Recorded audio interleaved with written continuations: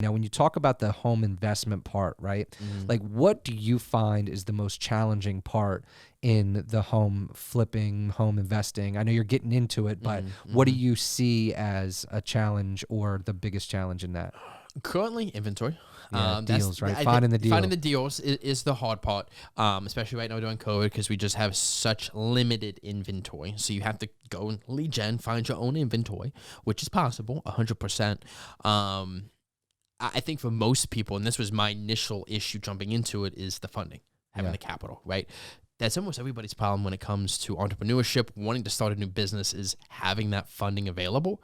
I've been able to find that funding, so now there's no, oh, can I, should I? No, now I have it. Shut up.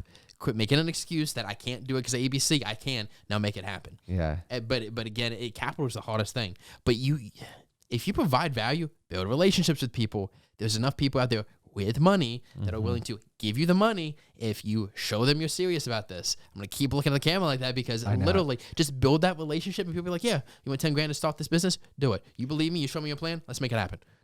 Your success is on the other side of your comfort zone. See, that's the difference between me and those other guys. I wanted it more than they did. I wanted it enough to get uncomfortable. I wanted it enough to go the extra mile. Do you want it bad enough? Do you want it bad enough to go the extra mile? Woo! All right, guys, we are into episode 16 of the Extra Mile podcast. I'm your host, Mr. Brightside, Bobby Jones, and I am here with my guest, who I'm super excited to introduce to you guys. Some of you may know him already, but to my right and to your guys' left on camera, I have Austin Gardner. What is up, my friend? Thank you. I appreciate you letting me on here, man. This is an honor. Hey, man, it's our pleasure. We want rock stars, man, and you've been killing it. We've been watching the whole Loft team just absolutely crush it. But you've been, you've been standing out. You've been doing your thing. So we're going to talk a little bit of social media marketing today, which you guys have found your lane, man. And 100%. it's just been insane. So, real quick, give everybody an intro. Tell everybody who you are, where you're from, what you're doing, and I'll ask some questions. We'll dive a little deeper. All right, sounds good, my man. My name is Austin Gardner. I am a realtor with the Loft team, also a team leader within the brokerage, the Impact team. I focus heavily on social media to generate both organic and paid leads at the end of the day. Social media, in my opinion, is probably one of the greatest avenues in terms of business and entrepreneurship right now, simply because everybody's on it and it's free. You don't have to pay for leads. And that's why we focus so heavily on it. You can grow such an organic brand so quickly if you know what to do, you know what to say, and you are yourself. That's what I love about it. 100%, man. It's been something that, has benefited me greatly, and I'm not even doing it to half the potential that you guys are. I don't feel like so. So let's talk about your avenue into real estate in general. Before you got into real estate, were you even discussing social media nearly as much, or was it something that was on your radar, or did you really grab a hold of the social media path as you got into the real estate career? So I grew up in sales, quite literally. Ever since I was a little kid, my parents ran an insurance business. So I learned as a 3-year-old how to pick up the phone and say, Austin Gardner speaking, Innovative Management. How can I help you? That's priceless, man. So I had that ingrained into me. Been in sales again my entire life. Prior to getting real estate, I was working full-time as a firefighter EMT. I was running my parents' business, Atlantic Pond, First State Exchange in Dover. Oh, shit. So I was doing a whole lot of things, and I cared about two things. I need more money. I need more of my time. I knew if I had more money, I could do a lot more with my life, make a much larger impact. And if I could get my time back, that's precious. So I said, I need to figure out a way to do that. My boy Zach had gotten into real estate about the same time I was thinking about doing it. So I kind of watched him, see if he could do it. I said, look, we're similar enough. If you succeed, I can succeed. Yeah, if you fail, I know I'm going to fail too. So I'll ignore that. But you go first. Yeah, you go first. Let me just watch you real quick. I'm going to be in the bleachers, be like, you go get it, my man. So he took off. I said, you know what? This is what I need to be. And then I researched into real estate, whether it was something I wanted to do. Me and Zach, we had 4 or 5, 2-3 hour meetings. I'm going to pick your brain about everything. And him, in part, going the avenue of social media is one of the reasons that pulled me towards Loft. Is it's there. It's free. Everybody's on there. Nobody's doing anything. So, hi, my name's Austin. Let me jump in here. I have absolutely no competition. I love it. Yeah. So So it's funny because, you know, we've had a decent amount of success in the roofing industry because nobody was doing that, right? Nobody was on social media at all. And so we had some success on that. But you guys have a much more competitive industry, yet still you guys just blazed a path, man. And it's been crazy to watch. So let's talk about, like, okay, when you had that sales background, when you dealt with your family's business and seeing what they were doing, how has that helped you compared to what you see from others, deal with the willingness to go and talk to people, the willingness to be on camera, the confidence that comes along or is required to do that successfully? Let's talk about that a little bit. So the confidence part's kind of funny. So I did an Instagram poll the other day saying, hey, describe me in 3 words, right? A lot of people said confident, outgoing, energetic. And I'm like, that's fair. That's what I put out there. But in all honesty, if I was to say to myself, like, do I feel confident? No. I don't feel like that confident, super outgoing person.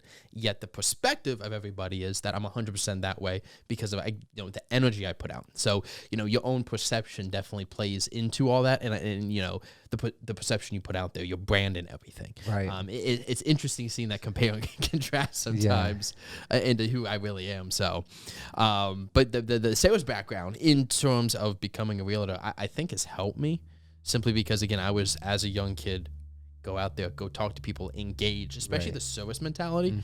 My older brother was in scouts. I got dragged along to the scout meetings, and then I became a scout, got into 4-H or the youth programs. So that service-based mentality helped tremendously. Yeah. Add sales onto that, and I'm not your stereotypical, like, hey, let me go sell your house. Hi, can I sell you a product? Is it a service? Is it something you need? Can I be of benefit? Yes. Cool. No worries. Have a fantastic day. If you ever need me, I'm here for you. Like, I don't know. It makes sense to me. It just makes sense. Yeah. So specifically, though, like, a lot of people have a fear of rejection when it comes to sales and when it comes to talking to people, without that level of confidence. It's kind of hard to overcome that. Now, I 100% appreciate you being humble here, but also on TikTok, I follow you there too. And I see, when you have the following that, like, you have, and of course, like what Zach has had, there's going to be people that are hating too, right? 100%. Like, it just goes along with the territory. But you have handled that perfectly, in my opinion. Like, you guys, and I keep, kind of putting you guys in the same category, but you're not. You're standing in your own lane for sure. But there have been people that have come at you on TikTok about certain things, 100%. and your "I don't give a fuck what you think" mentality definitely stands strong. Can you talk about that a little bit, like the absence of the fear of rejection that most people deal with, and then of course that part of it too? I think a lot of it, the easy answer is, if somebody feels the need to come at me with some type of negativity, their life's got to be in a much shittier position than I'm in right now. 100%. That's the simple, here it is. There's your answer, quote of the day. Put that up on Facebook, Instagram, all that stuff. It's so cheesy. It's so cheesy. I like that, though. Cheesy works, my friend. It does. Mr. Brightside here. You're right. You ain't wrong about that. All right. But going into, like, again, the I don't give a fuck attitude is, I've been knocked down enough in my life that what you're going to say to me, it may affect me slightly at first, that, oh, shock, okay. But long term, the negativity you're going to put in front of me, the negativity that you're trying to force me to feel and just kind of give into, I'm not going to, right? I've lived enough of my life through stuff that's happened in my childhood. People have hurt me. I'm not going to let you have that control over me at the end. You are not going to have emotional control. And that's a big thing that I think our society, especially in America, we tend to ignore. It's so easy to give somebody else that emotional control, whether it's your boyfriend, girlfriend, wife, husband, best friend, the person that you just met. We give them that right. And I think that's a big thing you have to focus on not doing. You can give them up to 50%. I'm cool with that. Have a good, deep emotional connection with people, but you can't let them emotionally control you at the end of the day. At all whatsoever. Spitting that shit, Austin. I like it, man. I like it. I think I hate to say it, but I think it's something that people just ignore. No, yeah, 100%. Because they want, well, first of all, there's a lot, like, not only do they want someone else to control their happiness, but they just want somebody else to make them happy because they don't want that responsibility, right? And so, happiness isn't easy. Yeah. Happiness takes work. Happiness is hard. Now, you said something at the beginning of that I want to touch on, because this is something, I got two well, I say 2 teenage daughters because I honestly believe my youngest is, you know, advancing so fast, but her 16-year-old older sister, and then of course my 11-year-old, her younger sister. I tell them all the time, if somebody says something negative to you, you know, you immediately got to go to this place of consideration, like what is going on in their world that's causing them to attack you. Like what's so bad in your life that you got to come at me and attack Exactly, me? yeah. And that's where I go, and it seems like that's exactly where you went at the beginning, like what you were talking about just now. 100%. Like I there's got to be some shit if you're coming at me, especially like some random stranger. You know, sometimes people say rude things to you in the mall, walking down the street, you know, flicking you off as you're driving down the street. Like, cool, you must have had a really shitty day at this point that you want to yell at me. You don't even know me. You've seen me for 5 seconds. Or maybe you watch some of my content on your social media and you would write me this long post or tell me this, tell me that. I'm like, bro, it's a 15-second TikTok. What am I supposed to like put all of this into 15 seconds? Right. Like positivity, like get your head out of the fucking gutter. Meanwhile, right, their comment comes from a deep place of their own insecurity because 100%. they're not willing to put together that 15-second video themselves. Exactly. You know what I mean? And so like when they have that level of insecurity, it's easy to attack the person that has the security. Now, all right, so how do you then, all right, because, you know, we have this confidence and this, you know, zero fucks given mentality that I think is necessary in a lot of ways. But there's this line that I think we have to cross, or we have to be aware of, where, you know, on the big picture, we've got people that are going to hate on us, and then we got to, you know, kind of just, all right, that's their problem, that's their thing. But then we have people that are giving us feedback, right? And like, how do we balance those things out? How do we know when it's something we should pay attention to, right? And maybe give it a little bit more attention and say, oh, okay, maybe I can improve on this and have a little bit better relationship with these people over here as well, versus the people that are hating. I don't think there's a time where you can say, you know, this is the time I'm going to take what you say into perspective. I think it's a constant ongoing thing, right? Take everything that happens, like it said to you, in perspective, positive and negative. Could I have improved in this? Could I have done that better? 100%. But it doesn't mean I'm going to give you my emotional control of, oh, you just made my day, I'm 1,000 times happy, you own me. Or the opposite, you just ruined my day, this 5 seconds just fucked up this next 24 hours. It's both. It's consistent. I know we love this black and white of, oh, it's this or it's that. It's not, is it this, is it that? Yeah. It's always the same. You're just finding that balance in between at the end of the day. Right. Sometimes the or question is actually an and answer, right? It's like, exactly. And you can always improve. Like at the end of the day, you call me out on some shit, that's cool. Even if you're completely wrong, I'm still thinking, could I have done that better? Could I have presented that better? Could I have prevented this from happening? Because at the end of the day, again, it's 50-50%. Yeah. Anything that happens to you, half of it's your fault. Right. So how are you going to get around this? You have some responsibility with this at the end of the day. So what are you going to do to prevent this in the future? Yeah, I like that. I think, I think as entrepreneurs, we owe it to ourselves to hear it out, right? And then, we're smart enough and we've been filtering shit out our whole lives. We can filter out the shit that's either, hey, listen, that's a really good idea. Because the other thing is like, I hear people that are like, oh, well, I don't want to get advice or even hear from somebody who's not quite as successful as I am. Like, what? Like, you might be able to get the best idea in the world from in fact, you're going to get the best ideas from the most unlikely sources every single time. You'll probably get the best ideas from people who have not been in the industry for 20, 30 years because we're so used to this, that fresh perspective, something you've completely ignored, they see because they're fresh eyes. You can't ignore somebody just because they're new or you think you do better than them. I mean, it's no difference at the end of the day. I'm a human, you're a human. We're at different points doing different things, but it doesn't mean your perspective isn't better than mine. It's a different perspective. That's what you need in order to grow at the end of the day. Gotcha. So yeah, listen, you're absolutely right. When you say that you're human, I'm human, right? I want to talk about like what you're doing because you mentioned contribution, learning how important that was at an early age. Where do you fit, that contributing mindset into your activities each day and what you're trying to accomplish each year? So it's funny you say that. One thing we talk a lot about is the why in your life. Like, why are you doing certain things? Why are you running the business? You have to have that driving why. And for me, that driving why, in part, is making an impact into my community, making sure my family's fine, giving back to the ones I love. And that goes into my work day in and day out, right? I wouldn't deal with the rejection. I wouldn't deal with having to work 12, 14, 16-hour days sometimes, driving hundreds of miles. if I didn't have that impact and I didn't know that what I'm doing is going to allow me to do more down the road. So that's a driving factor for me. And again, I think it goes back into what has happened in my childhood and getting that service mentality instilled with me. I think everybody is good-natured, has a good heart, wants to do good for everybody. Charles Manson? Maybe once or twice. Okay. Once or twice in his life. No more, no less. I'm just kidding. Go ahead, man. You could have chosen worse. You could have chosen worse at least. But, everybody wants to do something better for society. It's just how far do you want to get? Again, I was ingrained in that. With scouts, you're always giving back. Here's a service project. Here's this, here's that. Always doing something. So that's always been in me. Let's always do something. If I'm not doing something for the community, I feel like I'm not aligned right with my life. Yeah. But again, it goes into what has occurred in my life, my childhood, and as an adult, I'm kind of choosing that direction to follow. Now, if social media was present when your parents were doing what they were doing, do you think that they would be as engaged as you are in social media? Or do you think 100%. This is something really okay? 100%. Yeah. As entrepreneurs, 1,000%. Both my parents with the businesses that they've ran, typically speaking, the marketing, the things, the mechanisms they put in place were there because A, it was different. And then B, it was the easiest way and the cheapest return on your investment.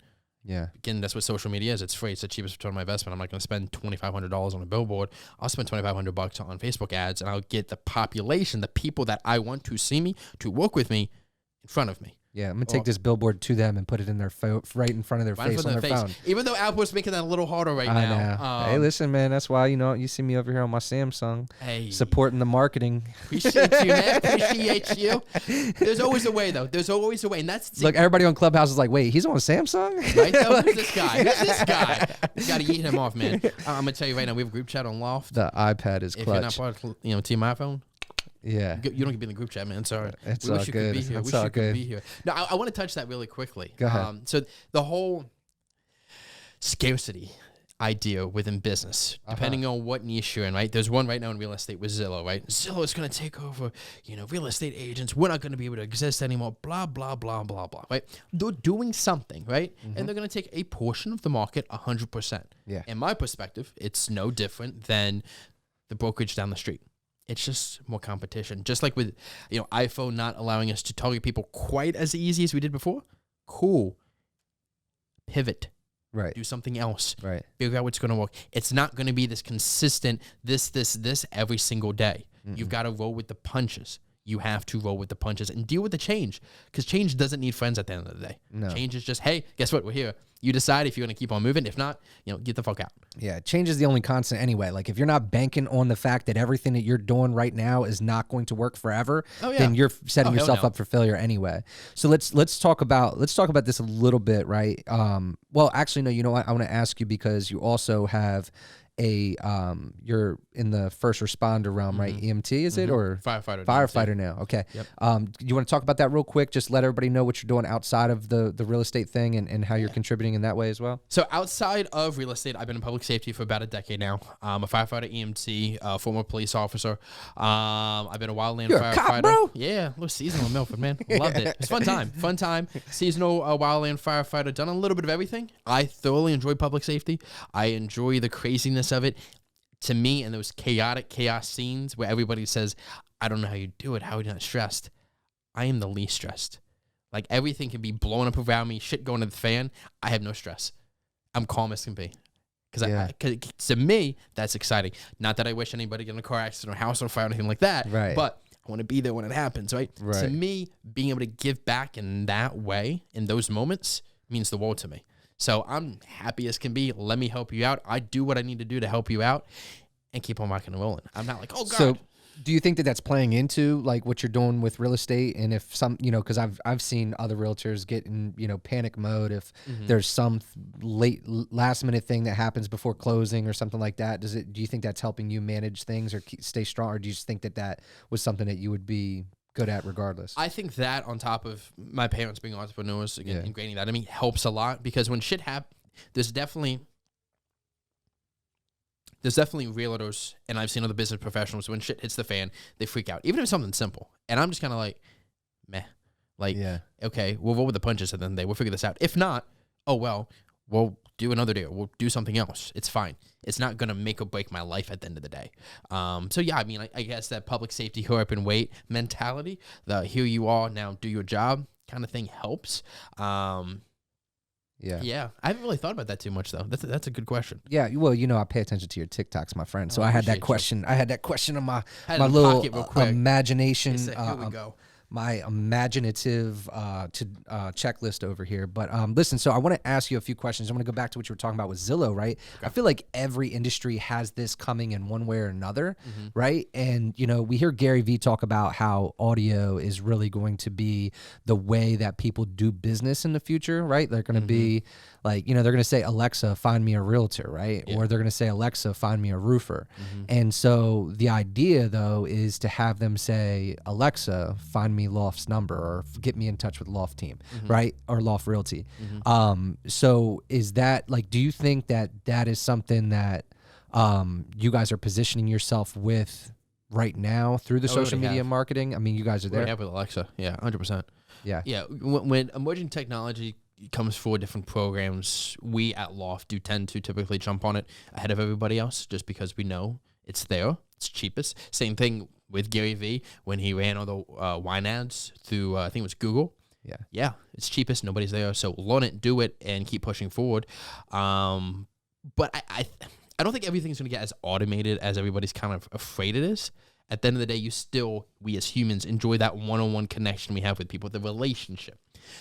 No matter how much you automate it, no matter how much even Zillow you automate it, hey, this is blah, blah, blah, Zillow, let me answer this. Cool. They want to talk to somebody.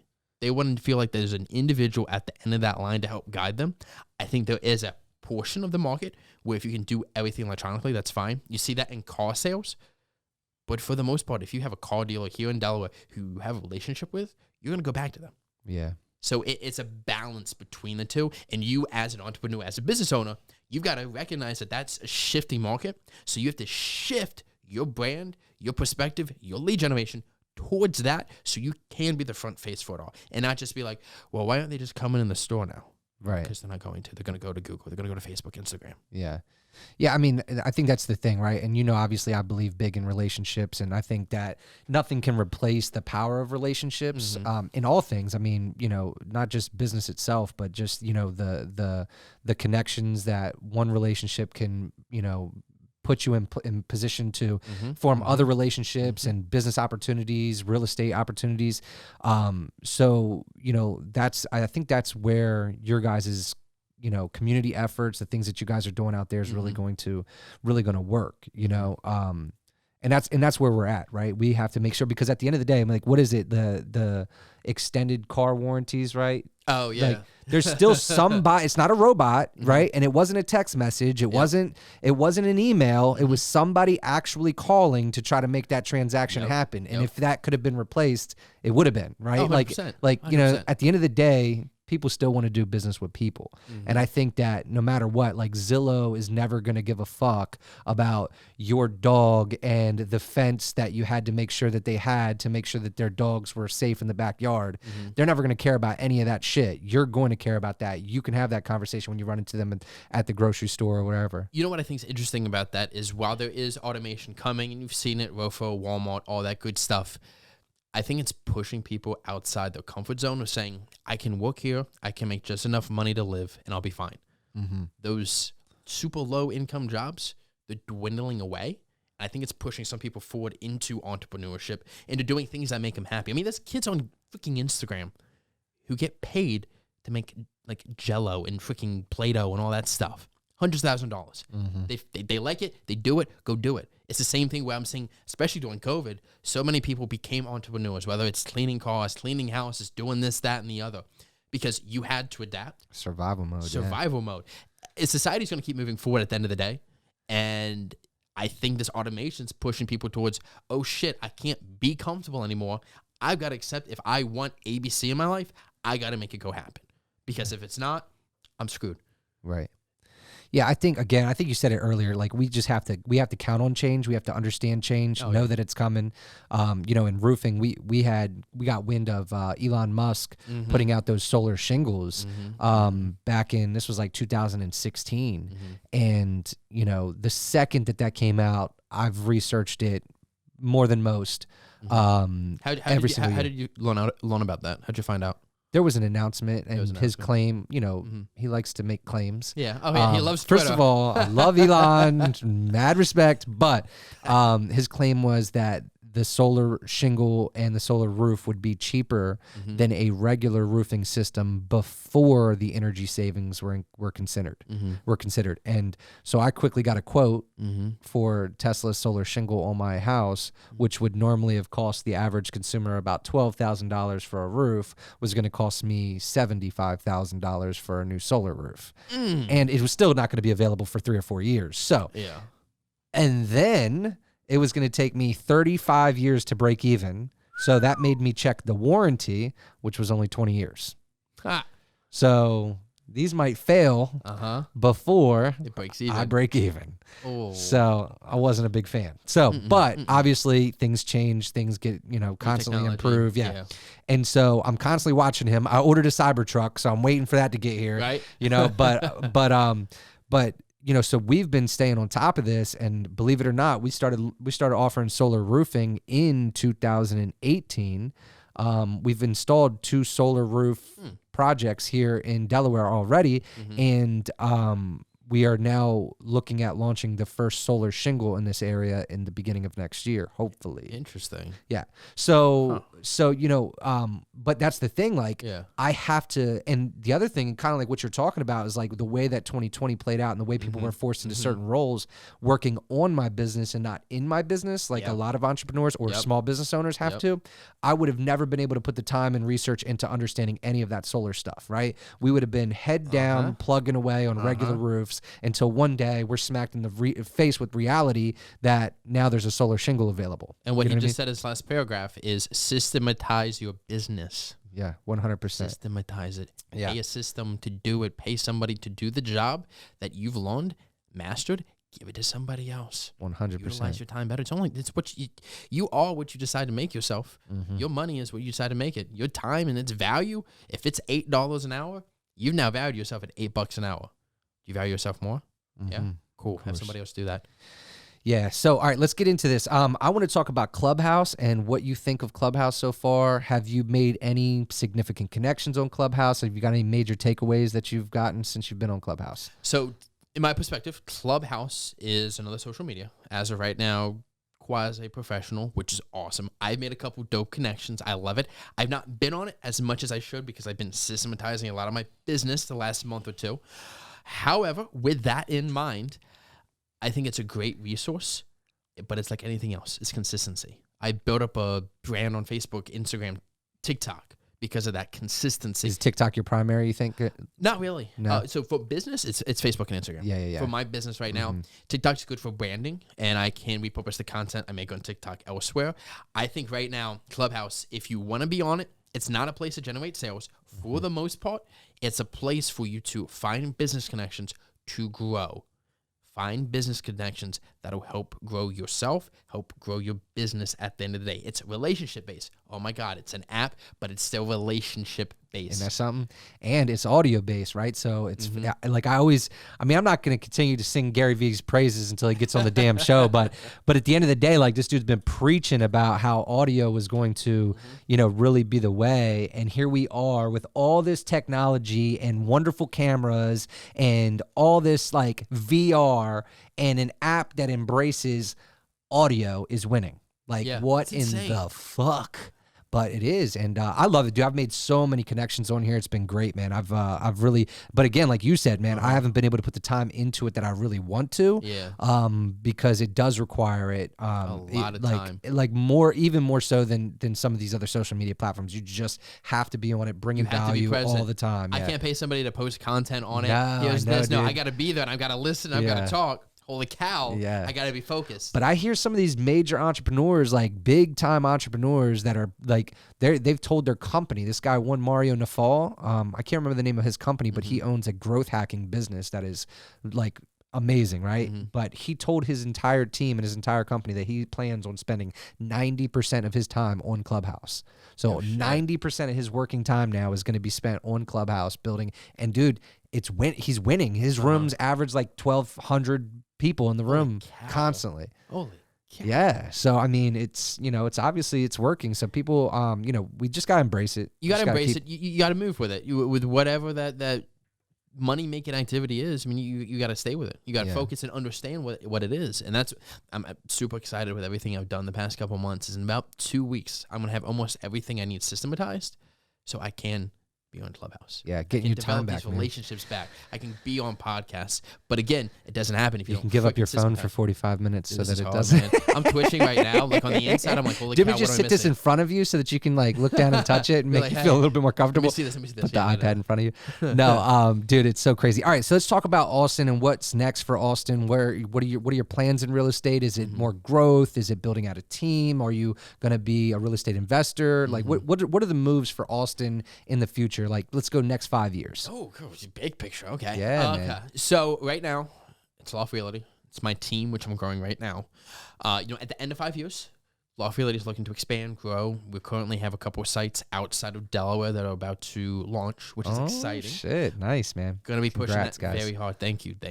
Pushing that super hard the next several years, along with having my team involved in those individual growths, because my team's purpose is, hey, you want to be Loft? It's now Loft on steroids. Even more growth. Again, growth and giving back as much as we can. So that, in terms of real estate, is my goal. I'm hoping to get out of production as an actual realtor probably the next couple of years. Focus on the growth of those businesses. I'm jumping into the world of house flipping this year. Nice. Trying to find some. It's a patience game. It is, just man. like anybody looking to buy and sell. I tell them it's a patience game. It's not going to happen overnight. So I'm jumping into that world. Looking to start a couple of the businesses, potentially 1 or 2 this year. Depending on time, money, all that good stuff. But at the end of the day, these businesses that I'm creating, they're going to be systematized right off the bat. I plan it out. I make sure I have my time. Everything's lined up. I'm taking what I've learned in real estate, what I've learned running my parents' business, what I've learned being an entrepreneur with other ventures, and putting that into action. And that's why the idea of opening another business, it's not like, oh crap, I got to find 20, 30 hours. I'm like, oh, I got to find 5 hours a week. Yeah. Okay, bet. And for you guys listening, you've heard Austin talk about systematizing several times here. What that does for you in your business, it allows you to be in a position to scale so much easier, okay? You're able to teach, train. The simpler you make your systems, the more in place the systems are in general, the more you can teach, the more you can scale. One of the biggest problems when I see people bring on like VAs, virtual assistants, they'll hire somebody, across the globe to, be an assistant for them. Well, how are you going to do that if you don't have systems in place and simple training in place for them to understand what you're doing day to day? So I love that you keep emphasizing that. I want to make sure that our listeners really understand why that's so important. Agree. Do you want to add to that? I think you hit the nail on the head. Okay. But it goes down to pick a system, implement it, and be patient. Yeah. Everything takes time, especially lead generation, especially in real estate. You don't just magically get 50 leads in a day. It takes time. You put these systems in place. They'll work. If you've thought it out, you plan it out, and you roll with the punches as things change and make adaptations as you need to make them, you're fine. But you need to systematize it. Because then you get your freaking time back. Yeah. That's a huge thing I'm pushing, because I see so many freaking realtors, so many entrepreneurs that get stressed by, but shut up. You know your business. Plan it out. Do it. Let somebody else handle it. Do what you're good at. And most of them are being busy anyway, right? Oh, I hate busy work. Just busy for no reason. Yeah, and so we talked about that this morning, making sure that you really respect your time. Yeah. And making sure that you spend your time on the right activities. I've said it several times on this podcast and other episodes, where the worst thing to do with your time is to do very well what need not be done at all. right? Like the person that shows up, like, look what I did. Cool, but I asked you to do this over here that would have mattered. What about that shit? Yeah. We're gonna ignore that. But that was cool. That's pretty, but that's important. That's Right. important. And God, I hate doing shit that's just nitty gritty. Yeah. Like I hate documentation. I hate making it. I Right. hate having to post on Facebook and Instagram, systematize it. So guess what? Now I'm not posting on Facebook and Instagram most of the time. Stories I do, but my content, no. My assistant does it. Yeah. Because I need somebody else to handle that for me so I can focus back on the important shit that's in front of me. Yeah. It's insane. Dude, it's so it's been amazing just to watch your growth. Obviously, you and Zach both came on the radar for me at the same time. You guys were both like having this huge push in social media, and so it's been cool to get in contact with you guys, form the Appreciate that. relationship that we've Yeah. had. I've been on your show a couple times You now, have. so that's been cool. But like I said, I wanted to learn what was next for you. Now, when you talk about the home investment part, right? Like, what do you find is the most challenging part in the home flipping, home investing? I know you're getting into it, but what do you see as a challenge or the biggest challenge in that? Currently, inventory. Yeah, deals, right? I Finding think the deal. Finding the deals is the hard part, especially right now during COVID, because we just have such limited inventory. So you have to go and lead gen, find your own inventory, which is possible, 100%. I think for most people, and this was my initial issue jumping into it, is the funding, having the capital, right? That's almost everybody's problem when it comes to entrepreneurship, wanting to start a new business, is having that funding available. I've been able to find that funding. So now there's no, can I, should I? No, now I have it. Shut up. Quit making an excuse that I can't do it because of ABC. I can. Now make it happen. Yeah. But again, capital is the hardest thing. But if you provide value, build relationships with people, there's enough people out there with money that are willing to give you the money if you show them you're serious about this. I'm going to keep looking at the camera like that because literally just build that relationship and people be like, yeah, you want 10 grand to start this business? Do it. You believe me? You show me your plan? Let's make it happen. Chris's smile. We literally, before you rolled up here, we were talking about like how many of these things are just falling into my lap these days. Yeah. But it's because of, you know what I mean? Like it's because of those relationships and the foundational work that was done long ago now. I got 2 leads in the last 12 hours that I've sent to mortgage officers that are strictly referrals. Yeah. I had 4 people tag me in post. Hey, this is great. He's awesome. You should work with him. Why? Because I had these relationships with these people, and I continue to give into these people, and it's real. And I continue to give into these people. I'm not just like, oh, thank you for the money, peace, I'm out. Right. Like keep pouring into them, and I have these relationships, and look, I'm getting more in return. The more you sow, you reap tenfold. The more you sow, you reap tenfold. I know it's cheesy. I know a parent said it. I know the church said it, but it's there for a reason because it works. Yeah. Be a dickhead. Care about people. So listen, you brought this up, and you evolved the comment to a point where I don't disagree with you now. But the way that you started it out, I disagreed. So I just want to go into it because I want to make sure we provide clarification here. So you said that that most of the people that want to get into home flipping and investing and or starting a business, their biggest holdup is availability of funding. Now, do you believe that to be true, or do you believe that to be a belief or a myth for those people? It's a belief. It's an issue, but it's only an issue because you haven't found a solution and you're unwilling to. Yeah. You again, it's that mental block of I can't now. Yeah. I can't. Again, same thing. I couldn't get into flipping because I didn't have the funds. I can't. Oh, I found it. I can. But I only found it because I was looking. Actually, one of the resources I only found out because of a relationship. And I had a conversation with somebody for 3 hours. For 3 hours, there was no intent of this, that, the other. It was, oh, by the way, here you are. And I said, oh, cool. But again, it's self-limiting. If you hold yourself back, you don't put yourself out there, you're not going to get anywhere. Yeah. You have to kind of, walk that uncomfortable line in life and grow. Because again, change doesn't need friends. Growth is painful. Happiness is a bitch. It's hard. It's not easy. It doesn't happen overnight. There's days where I'm below this floor. My mood's shit. Everything sucks. And there's days I'm a lot higher.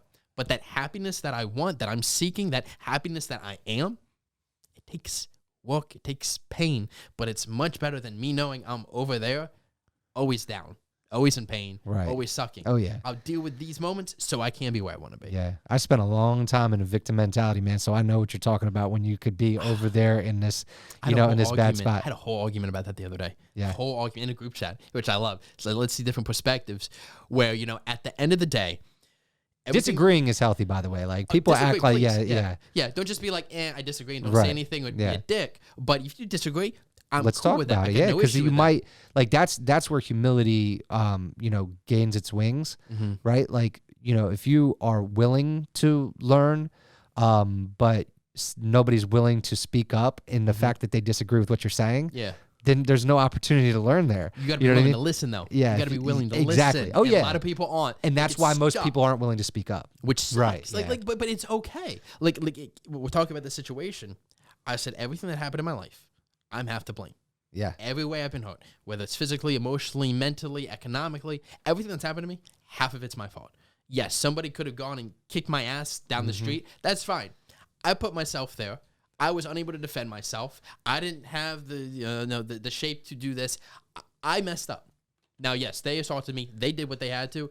But at the same time, I recognize that I need to make sure I do better in my life, in every situation I do, no matter what, because it's my life. It's not somebody else's. It's not in somebody else's hands. It's not in my mom's, my dad's, my friends. It's my life. And if I want something in my life, I have to put myself in the best situations and allow myself to grow. Yeah, I agree 100% with that. There's a video that went viral from Will Smith like years ago, and he was he was like, it might not be your fault that your boyfriend abused you, right? But now it's your responsibility to do something about it. So it was like fault versus responsibility. 100%. Yeah. So it's holding that responsibility on your side. 1,000%. They did what they did. That doesn't take away their negativity. Right. But don't expect them to fix it. Exactly. Once you do that, you're in that victim mentality. Own your responsibility. Yeah. You're the same person that harmed you supposed to be your hero. Like, come on. Like, forget about it. And it happens every situation, whether it's whether it's cheating, whether it's your best friend lying to you, whether it's your car got scratched or whatever. Shit, it sucks. But here I am. Am I going to allow that to continue and make an excuse, or I'm going to do better? Am I going to position myself in a way to do what it is I need to do? And that doesn't mean it's going to be easy. Fuck, it's not going to be easy in some situations. Doesn't mean you don't have the responsibility to yourself, to love yourself enough to push yourself in that different direction. I love it. All right, listen, you talked about your pathway into real estate, right? Now, I want you to give a message to the people that have considered switching careers and going into real estate and maybe haven't taken that plunge yet. And, just give them a little bit of what you think, if they're considering real estate, what they should know, what they should do. So it's twofold. One's real estate specific, the other's business. Real estate specific, if you're looking to jump into it, make your money, do your thing, I'd do it sooner than later. The market is changing, and we are in a position right now where you can make a good amount of money and take that money into other investments over the next, 5 to 10 years. Do that. Don't hesitate. I would recommend that because, again, the market is changing. Do what's easier. Do it now until it's much more competitive. Business-wise, if you want to get into real estate or really any entrepreneurship, make a plan. Talk to people smarter than you. Talk to people who have been in it, several people, not just one. Talk to people who you'd like to model your business, your brand after. Get their perspective on what they did to mess up, what they did really good at. Copy and paste. Have a coach. And make those difficult jumps early on. Don't make the excuse, I can't. You might not be able to for some reason, but the second that green light switches, go, right? I just hired an assistant last year. I just hired an ISA. I have an intern coming in. That's a lot of money. It's a lot of responsibility on my back. I need to do that, though. It's uncomfortable, but guess what? My assistant has given me a lot more of my time back, has been able to implement my systems. My ISA is going to do a lot of lead generation, which is going to bring me in more money. My intern, I can have them do a bunch of different miscellaneous tasks that, again, give me my time back. You have to do those uncomfortable things, not just, I don't think I can, or blah, blah, blah. Go move. Maybe you need a building. We became Loft Realty. This is a great example. We became Loft Realty 5 years earlier than we planned. We were going to be a loft team within a brokerage for another 5 years. Yet here we are as a real estate brokerage, our own entity. It's insane. It was uncomfortable. It was hard. Ooh, it was hard. But guess what? Came knocking. Jump. Yeah. You know, it is something you brought up, the word uncomfortable, and I absolutely love that. We were talking about this beforehand, and I'm gonna bring it up to you because it's Let's do it. it's pretty cool. You ever heard the Steven Spielberg story of how he got into like directing movies? This dude went on a tour of the studios, right? And then hid during the tour and went and met a bunch of people at the studio. And then on his way out that day, you know, really was friendly with the security guard. So that way the next day when he showed up in his suit with his briefcase for work, he could walk right past security. Bro, he started working in these studios on his own for free and ended up being the director. Long story short, right? Yeah. He ended up being the director on Jaws, the movie. No shit. All from that whole the way that played out. And Jaws was at the time the biggest box office hit that we had ever seen. Wow. Yeah. So That's you want to talk impressive. about uncomfortable? This motherfucker hid during a tour. He literally, this guy's went full ninja. Let me figure out how to get myself in here. Now again, he's lucky. Could have got arrested. Could have got a lot of negative. Yeah. But he did what was uncomfortable. He said, you know what? Screw it. Let me try it. It's his life. And he made it work. But what Austin was talking about earlier, like that requires a lot of desire, right? Like, but if you desire becoming a realtor, like make the move. Make the move. Jump and into stop it. making excuses. You talked about it. I'm going to touch on it real quick. So the funding thing, right? I brought that up because I always say, especially in real estate, especially in flipping real estate, if the deal is good enough, the money will come. Oh, Like yeah. the hardest part, and you said it, was finding the deals, 100%.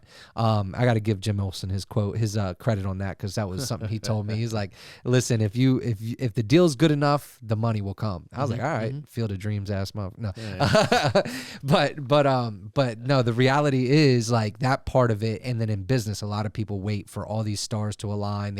You hear people on never gonna Clubhouse every single day asking for funding to start their business, Yeah. bro. You can start most businesses without anything, without any money, and you can make it and you can bootstrap it. Plenty of people have done it, and it can be done in most industries. So, you know, if you want an excuse, you'll find one. You will every time. If you want a way, you'll Anytime. find one. Whether it's waking up, going to the gym, not eating the way you're supposed to, Yeah. you will find a fucking excuse to not do the shit you're supposed to because it's easy to do that. It's easier to be negative, being the same than to, hey, let me do the shit I'm supposed to do, right? We fought our parents night and day. Let me eat the cookies all night. Nah, you shouldn't be doing that. You know, at 20s, 30s, you're not going to eat a whole box of cookies at night because you're going to feel that shit the next day. Fucking right.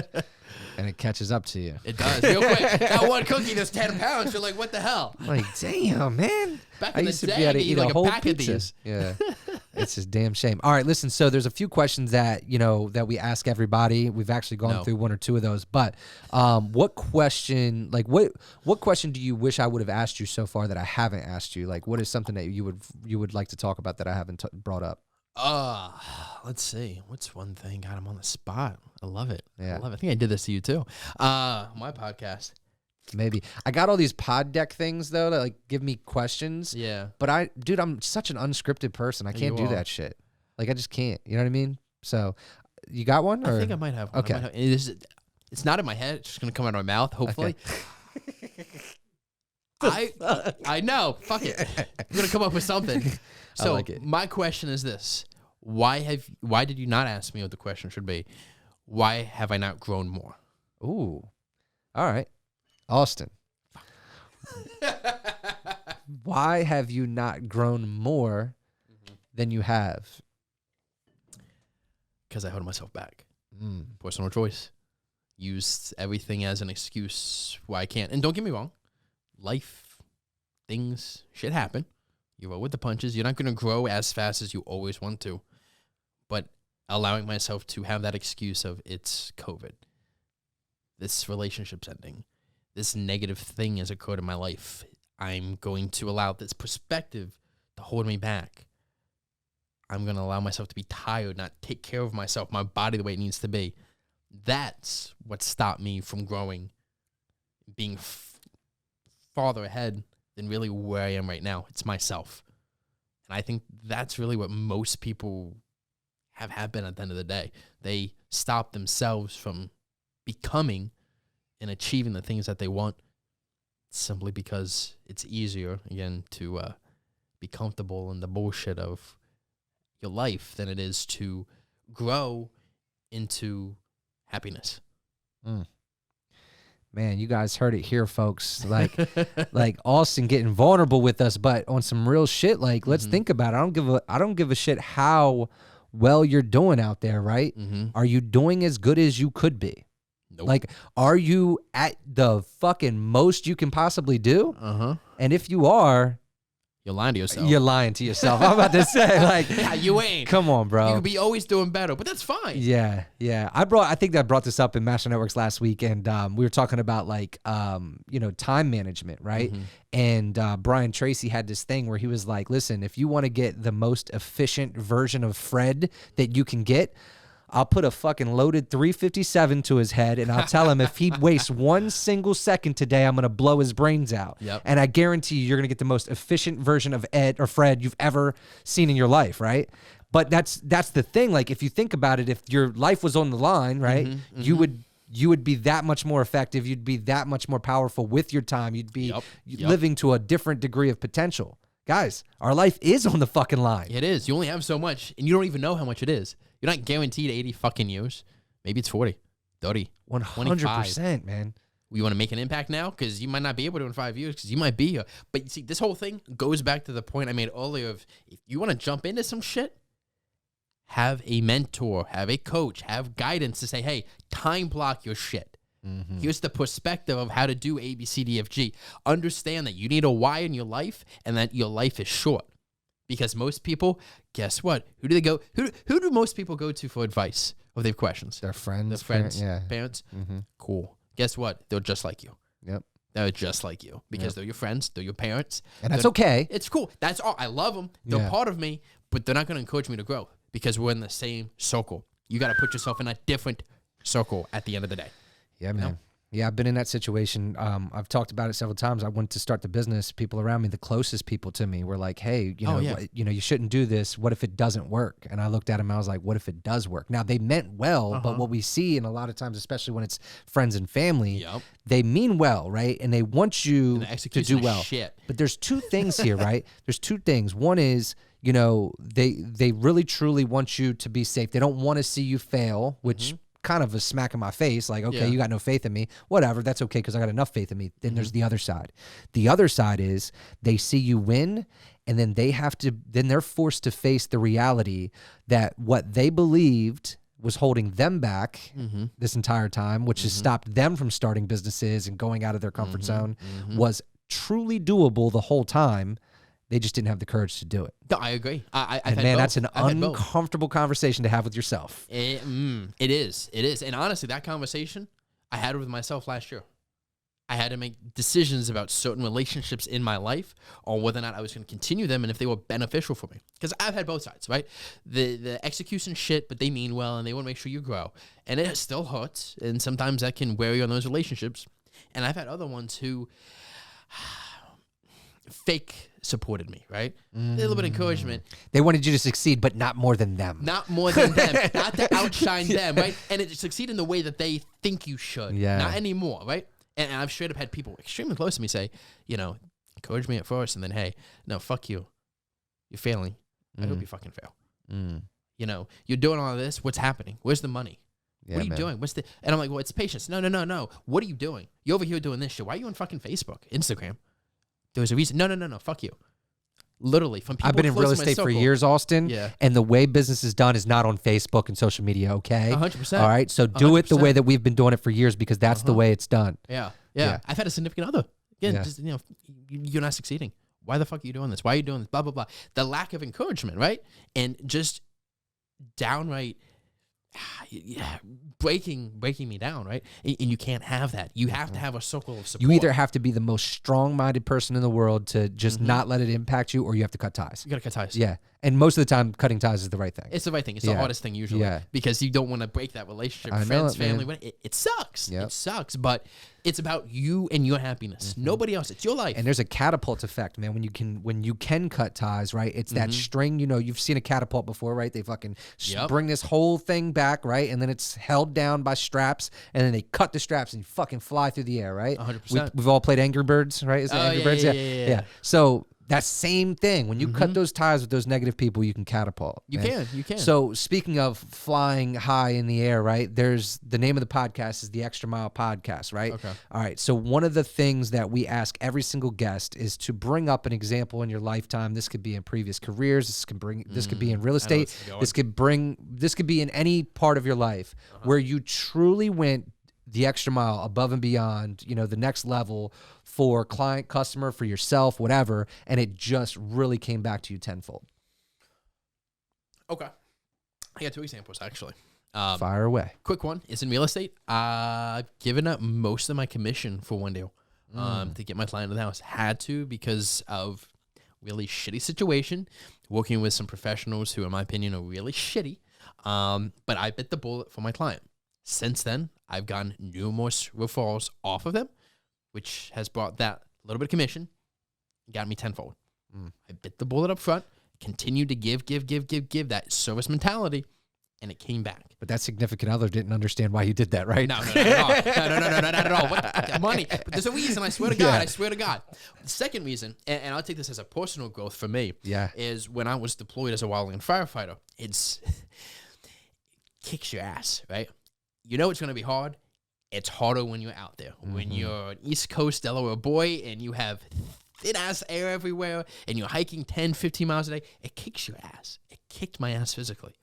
But me not letting myself give up, me not letting myself fall back, continuing to push forward, the amount of growth I had while deployed simply off of that mentality of I have to keep going, I've been able to take that and implement it into other aspects of my life. You got this. Keep going. Just a little farther, little farther, little farther. Same thing when you're in the gym, right? Just an extra rep. And there were little times when I was deployed where it was just one more step. I know it's another 2 hours. Just one more step. One more step, right? And it's that mentality, again, that I've been able to implement in my life. Again, it's just one more step. It's just one more time. It's just one more. Okay, cool. Here we are. Now, I like that you said that mentality that you've been able to implement in your life again, right? I've been really into a book called The Underdog Advantage, which teaches you how to harness that underdog mentality that, you know, I experienced in the beginning, but I'll be the first to say, like, I haven't experienced it for years now. You know what I mean? So, like, so now how do I take that and harness it and use it today? So I really liked how you were able to say, like, okay, how can I take that mentality and harness it and use it again now, right? So, you know, that part's huge. I love, like, being, like, strategic with just, you know, your mindset, making sure that things that you may have done and seen work at one point in your life, you're able to reintroduce and bring it back into the next parts. All right. So, dude, we could obviously chat all freaking day long, but I want people to be able to contact you, connect with you, follow you, and where would they do that? Social media, where would they go? Social media's best bet on TikTok. Oh, man, look at Austin.loft. It's right on here. Hopefully all my social media will be like this soon, but I'm having some issues with Instagram, so it's not happening. But on Instagram, it's austin.gardner.loft. That's austin.gardner.loft. Facebook, it's Austin Gardner. I am on there. Feel free to connect. All my socials are on there. My link tree is on there, so no matter which one you go to, you'll be able to find my other ones, but that's the best way to get up with me. Okay. Always here to respond to comments, questions, DMs. You want to send me something dope, make sure we're friends first, because if not, sometimes it goes in that other mailbox, and that's a little harder to find things, especially when you get a bunch of random people messaging you, and you're just like, I'm going to ignore all those. Yeah. So, yeah. It is tough, man. Especially, dude, Clubhouse now, man, it's got my DMs going crazy. Oh, it's insane. Everybody's jumping in there. Yeah. And, dude, it's so funny because, you know, so we sit here and talk about how powerful the relationships are, right? And then these people just go in there like, hey, buy my stuff right here, over here, buy my stuff. I'm like, no. What's your name? Like, how about introduce yourself at least first? Yeah. Try that. speaking of that, do we have any questions, guys? If you have any questions, I know it's just a few people in the clubhouse. Just raise your hand. You could definitely ask Austin a question here live. Otherwise, this will be posted. Obviously the Extra Mile podcast, you can follow it on Spotify, Apple Podcasts. It's on YouTube. It's on Facebook. Make sure you rate it. Make sure you review it. All those things. But you can post your questions there, and we will get back to you as well. Any last thoughts for our viewers, Austin? Anything you want to share with them that you just think we should have talked about or let them know? I'll recap. Let's go.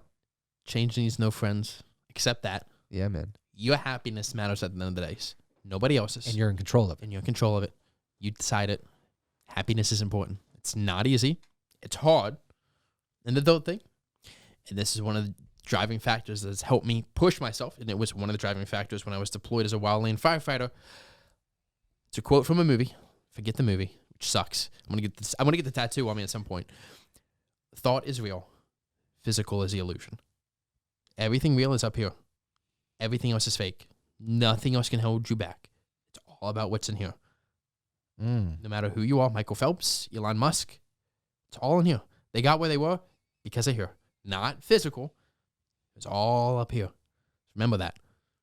Damn, bro. I like that. Mm-hmm. I mean, I don't want to take away from that quote, but all I could think of is Neverland in Hook. Remember that? Yeah. When they were like imagining the food and stuff, Uh-huh. and it turned into a whole food fight. But it was like a full manifestation of that. Oh, you know 100%. what I mean? And it's been proven. Like when people in the military, I'm sure that wasn't the movie you were referencing when you were talking about the quote. No. No, but people in the military, like if you get shot, police officers, when they get hot on scene, firefighters, when they get on scene, some of them being able to survive traumatic injuries they should not have survived.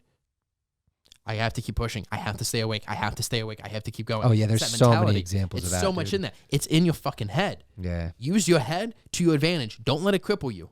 You are in charge of up here. Nobody else. Own yourself. Own your happiness. Own your life. I love that shit, guys. And I got a book right back there called Extreme Ownership. That is what he's talking about. Yes, Let's sir. go. All right, listen, do guys. I have had a blast with you today, man. as Just well, my rapping man. with you is awesome. always a You bring a lot of positive energy, man. And Try to. for a guy named Mr. Brightside, I can definitely get down with that. So listen, everybody, thanks for tuning in to episode 16 of the Extra Mile podcast. 16, right? We really appreciate you guys. Make sure you hit that subscribe button. Make sure you rate this. And if you guys want to see an episode 2 with my man Austin, comment, let us know, and we'll bring him back for another show. I'm here for it, man. Let's go. Your success is on the other side of your comfort zone. See, that's the difference between me and those other guys. I wanted it more than they did. I wanted it enough to get uncomfortable. I wanted it enough to go the extra mile. Do you want it bad enough? Do you want it bad enough to go the extra mile?